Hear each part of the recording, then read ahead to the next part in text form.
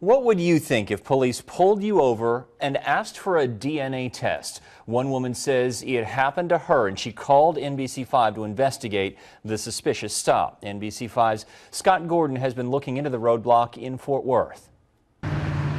Kim Cope was on her lunch break Friday driving north on Beach when she came across two police cars with lights flashing. Yeah, they were about right in here. She says the uniformed officers directed her into this parking lot. I gestured to the guy in front that I just wanted to go straight, but he wouldn't let me and forced me into a parking spot. Once parked, she says she couldn't believe what she was asked next. They were asking for cheek swabs. They would pay you $10 cash for that.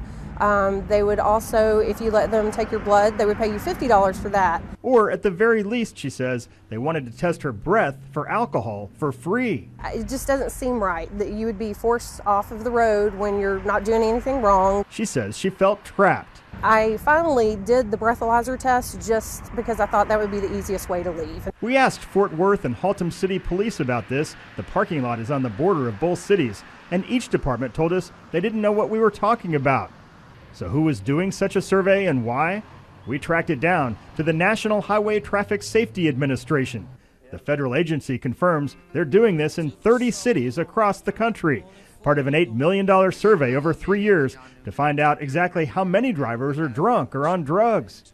The government insists it's 100% voluntary and anonymous. You can't just be pulled over randomly or for no reason. But civil rights attorney Frank Colosi questions whether such stops are constitutional. And then he says there's the fine print on the form given to drivers.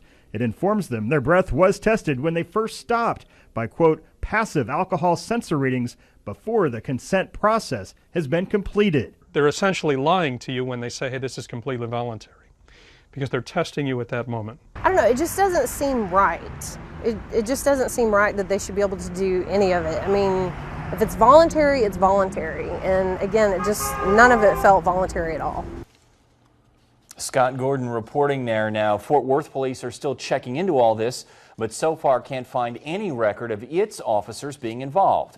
We should make it clear the people actually doing the survey were government contractors. The Federal Traffic Safety Administration did not respond to our specific questions.